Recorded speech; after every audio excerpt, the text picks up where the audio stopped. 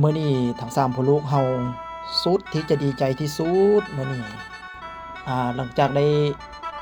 เห็น LINE ทางอาจารย์ภูศรีวิไลเนาะพอดีเพิ่นนั่นแชตเข้ามาบอกว่าสิพาลูกสาวเข้ามายามที่เมืองเฟืองว่าซั่นเฮาก็3พ่อลูกก็นี่ ออกมาต้อนรับเพิ่นแต่ว่าเพิ่นก็หักมาฮอดค่ำสมควรนั่นล่ะก็ได้เพราะว่าเพิ่นมีภารกิจ เพิ่นไปเฮ็ดเอกสารให้น้องที่ดาลาวอยู่อยู่เวียงจันทน์หั้นแล้วก็เลยมาแวะยามข้าพเจ้าเนาะอยู่ทางเมืองเฟืองมาแล้วก็ทั้ง3พ่อลูกก็ออกมาต้อนรับเพิ่นนี่อันนี้กำลังข้ามทางมาละตอนนี้พอดีใจกว่าหมู่แล้วแม่นลูกสาว เต้นดอกเต้นดองเหมือนว่าคันว่าเอื้อยมาแล้วลูกขอสบายดีเอื้อยได้บ่เพิ่นว่า โอ้ยลูกสาวมันดีใจแฮงสิได้เห็นน้องธิดาลาวเนาะอ่า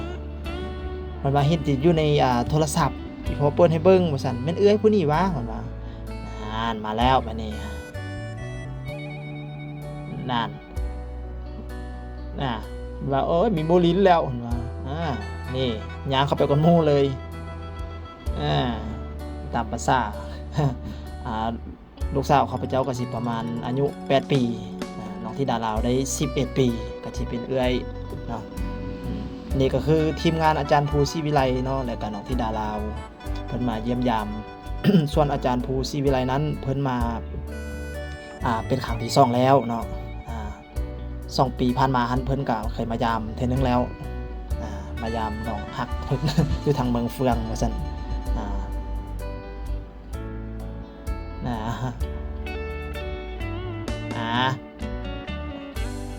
ให้น้องน้ำหวานแนะนำไปเข้าห้องน้ำไปเปิดไฟให้เอื้อยไปเปิดไฟนี่แล้วก็มีทั้งน้องไอซ์ศรีวิไลแล้วก็ทั้งน้องปรารถนาศรีวิไลแล้วเนาะพร้อมเดินทางมาแต่ว่าบ้านศรีวิไลเพิ่น3สาวเพิ่นมาเบิดเลยเนาะเป็นทีมงานเลยนี่ผู้นอนมูฟอยู่นี่ก็แม่นอันนั้นแม่นลูกแม่นผู้นอนมูฟอยู่นี่ก็แม่นอันแม่ของน้องธิดาลาวเนาะแม่เกิดเพิ่นเนี่ยเป็นแม่แท้ๆของน้องธิดาลาวเด้อนี่เด้อซึ่งเพิ่นหันเดินทางมาแต่สวรรณเขตเมื่อคืนนี้แล้วก็มานอนพักอยู่เวียงหันเพิ่นว่าบ่ได้หลับได้นอนเลยเพิ่นก็เลยว่าอากาศจะเป็นวินหน่อยนึงเนาะนี่หลังจากนั้นเฮาก็โอ้ลมสนทนาปาร์ตี้กันโอ้ลมสนทนากันตามประสาที่เฮาบ่พอกันไล่ฝาลาปีเนาะแล้วก็เฮ็ดแล้วก็มีพาเขาแล้วก็เฮ็ดพาเขาสู่กันกินเนาะนี่แล้วก็มีอาหารการกิน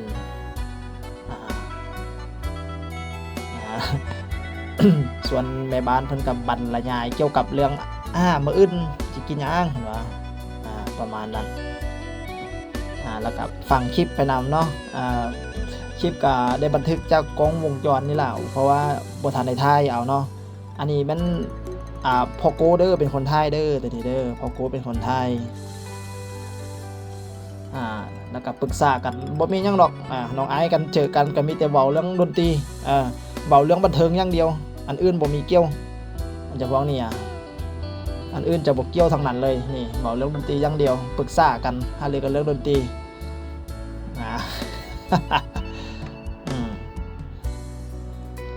บรรยากาศแบบน่าประทับใจเนาะแล้วก็ดีใจที่เพิ่นมาเยี่ยมยามทำข้าวหนองทรายเพิ่นก็ถือว่าอาจารย์ภูศรีวิไลนี่เพิ่นว่ามาเทื่อที่2แล้วเพิ่นว่ามาสุดใดก็ต้องให้ได้กินอาหารพื้นบ้านซะก่อนเพิ่นว่าจังเป็นจังสิมื้อว่าซั่นได้กินอาหารพื้นบ้านจากสีมือน้องไผ่เพิ่นเพราะว่าเพิ่นเอิ้นให้เมียข้าพเจ้าว่าเป็นน้องไผ่เพิ่นนี่เนาะเพราะว่าข้าพเจ้าก็นับถือเพิ่นเป็นอ้ายผู้นึงเนาะเป็นทั้งอ้ายเป็นทั้งครูอาจารย์ผู้สิทธิ์สอนถ่ายทอดวิชาเรื่องการแต่งรำทำเพลงนี่ล่ะเนาะก็ค่อยๆฝึกฝนไป ตามแนวทางของเพิ่นนี่ล่ะแล้วก็มาสนทนากันเรื่องสิอยู่สิกินนี่แหละนั่นก็ก็ตอนนี้นี่ก็ถึกเวลาอยู่22:20 นเนาะอันนี้บ่แม่นภาพที่ถ่ายจากกล้องมือถือเด้อพี่น้องเด้อนี่เป็นภาพบันทึกจากกล้องวงจรปิดอยู่ในห้างนี่ล่ะเนาะพอมาฮอดมื้อเช้าเนาะเพิ่นได้กินซุปผักส้มใจเพิ่นละมานี่นี่ซุปผักจากสีมือน้องไผ่เพิ่นทางเมืองเฟืองพอโกกะนี่เพิ่นว่าเฮ็ดซอยจุว่าซั่นสีมือพอโกโอ้ยดิบทั้งนั้นเลย แต่ผู้บรรยายอยู่นี่ก็บ่กล้ากินนำดอก เกิดมาบ่เคยกินจักเทื่อประเภทนี้เห็นกะย้านแล้วซอยนี่ซอยโอ้ยจวบเลยนี่ซอยนะบัดนี้ตักใส่ปากโอ้ยไหลหัวยืดกินปังปอบไหนบัดนี้โอ้เบิ่งสินะสางกูอยู่น้อยอยู่โอ้แซ่บเนาะแซ่บซิกเนเจอร์จันภูตองแม่นนี่สุผักนี้นั่นคือซิกเนเจอร์ของอาจารย์ภูแม่เตือนก็เอาน้ำเข้าอีกนะโอ้พวกเมียนี่ สิ้นเสมอกันเด้อผู้ได้มาก้อนก็กินก้อนแบบบุฟเฟ่เลยเนาะสุผักหันบ่ได้ใส่จานใส่ถ้วยเด้ใส่เป็นซามกินเป็นกะละมังเอาก้อนจากลาเนาะก็มีฮูปกระทายฮูปเป็นทีละนึกนะเอาหน่อเวียงแก้วก็สิไปน้ำเพิ่นบ่ไปนี่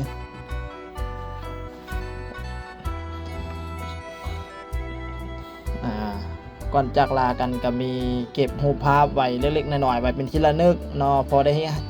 คิดฮอดคิดถึงกันนี่ก็คือภาพบรรยากาศที่พวกเฮาถ่ายร่วมกันไว้เป็นทีละนึก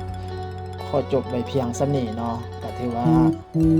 น้องธิดาลาวศรีวิไลน้องปรารถนาน้องไอหรือว่าบ้านฮักศรีวิไลเพิ่นมาเยี่ยมยามทางเมืองเฟืองเนาะแล้วซึ่งว่าเป็นอันเดอร์อาจารย์ภูศรีวิไลคือให้ความสำคัญกับข้าพเจ้านั่นคลิปหน้าเดี๋ยวข้าพเจ้าจะมาอธิบายให้ฟังอีกทีนึงสำหรับคลิปนี้ขอลาไปก่อนสวัสดี ใส่ผู้ตาเคยผ่านมา